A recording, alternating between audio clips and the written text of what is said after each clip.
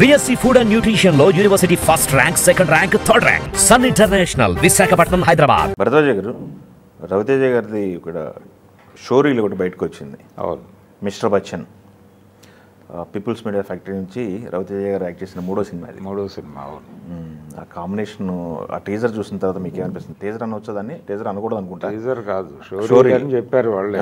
Showreel అని చెప్పారు వాళ్ళే. షోరీల్ కాబట్టి వాళ్ళు డైలాగులు, పాటలు ఇలాంటివి ప్రదర్శించే ప్రయత్నం చేయలేదు. దాంట్లో యాక్షన్ పార్ట్ ఉంది సినిమా. అంటే షోరీల్లో వాళ్ళు ప్రధానంగా కేంద్రీకరించింది హీరో ఎలివేషన్స్ మీద వెళ్ళిపోయారు. ఎలివేషన్స్ తప్ప డైలాగ్ లేదు.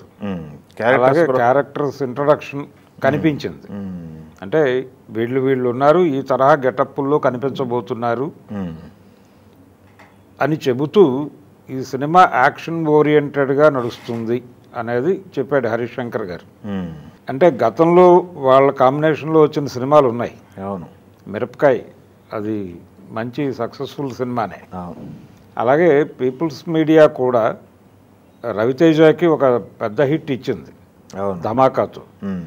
ఆ తర్వాత ఈగిల్ కొంత ఇబ్బంది పెట్టినప్పటికీ ఆ తర్వాత వచ్చినటువంటి టైగర్ నాగేశ్వరరావు డిసప్పాయింట్ చేసింది ఫ్యాన్స్ని, ఆడియన్స్ని కూడా. అయితే అది పీపుల్స్ మీడియా కాదు కాబట్టి ఈ సినిమాతో మళ్ళీ ధమాకా చూపించబోతున్నారా అనే ఒక చిన్న, అంటే ఆ ధోరణి కనిపించింది సినిమాలో.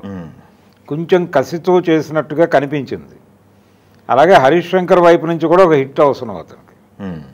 రవితేజ కాంబినేషన్లో ఒక హిట్ కొట్టడం అంటే తన ధోరణి, తన టేకింగ్ స్టైల్ ఒకటి ఉంటుంది. హరీష్ శంకర్ ఆలోచించే పద్ధతి, సీన్ని తను ఎలా డిజైన్ చేస్తాడు అనేది, దానికి పర్ఫెక్ట్ మ్యాచ్ రవితేజ. కాబట్టి వాళ్ళిద్దరు కాంబోలో వస్తున్న సినిమా డెఫినెట్గా జనాలను మెప్పిస్తుంది అనేది షోరీల్ ద్వారా జనాలకు చెప్పాలనుకున్నాడు ఆయన. అది క్యారీ అయింది. అది క్యారీ చేయటం మాత్రమే ఉద్దేశం. ఓకే, డైలాగులు ఇతరము ఇవన్నీ కూడా నెమ్మదిగా వస్తాయి కాబట్టి ఇంకా ఈ షోరీల్ అనే కాన్సెప్టే ఈ సినిమాతో మొదలుపెట్టాడు ఈయన. ఇది కొత్తగా ఉంది. ఓకే, చాలామంది అంటే డిస్కసివ్ పాయింట్గా మారింది. ఏమిటి ఇది, ఎలివేషన్స్ మీద వెళ్ళిపోయారు, డైలాగ్ లేదు, ఒక పాట లేదు, ఏంటిది అని. వాళ్ళ ఉద్దేశమే అది కాదు. సినిమా స్టైల్ ఏమిటి అనేది చెప్పడం మాత్రమే ఉద్దేశం.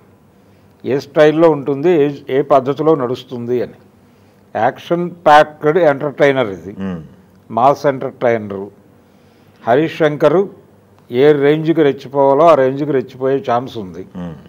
పైగా తను తీసే సినిమాలకు డైలాగుల దగ్గర నుంచి తనే చూసుకుంటాడు ఎలాగూ. రవితేజ నుంచి జనాలు ఏం ఎక్స్పెక్ట్ చేస్తున్నారో తనకు తెలుసు. ఆ ధోరణిలోనే నడుస్తుంది సినిమా. కాబట్టి రవితేజ స్టైల్ ఆఫ్ సినిమా. ఇంతకుముందు తను చేసినటువంటి ప్రయోగాలు ఉన్నాయి. అవును, ఆ ప్రయోగాలు ఏవి కూడా జనాల దగ్గర వర్కౌట్ అవ్వలేదు, including tiger Nageswara Rao. Tiger Nageswara Rao ఒక జానపద స్థాయికి తీసుకువెళ్ళిపోయి చెప్పడం వలన అది జనాలకు దూరం అయింది సినిమా. అది కూడా నేల మీద నిలబడి తీసుంటే వర్కౌట్ అయ్యి ఉండేది. అదొక ప్రయోగం అనుకున్నాడు ఆయన. అది వికటించింది.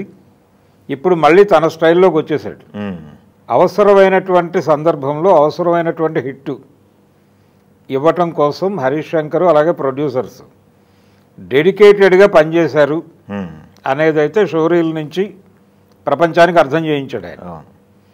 హీరోయిన్ కనిపించింది, ప్రతి ఒక్కటి పరిచయంగానే నడిచింది.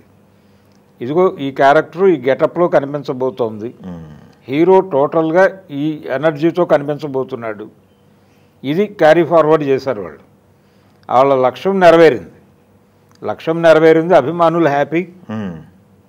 వాళ్ళు ఈ సినిమా గురించి మాట్లాడటము అలాగే ఎక్స్పెక్టేషన్స్ ఇవన్నీ కూడా పెరిగినాయి. చాలు, ఆ పర్పస్ నెరవేరిపోయింది.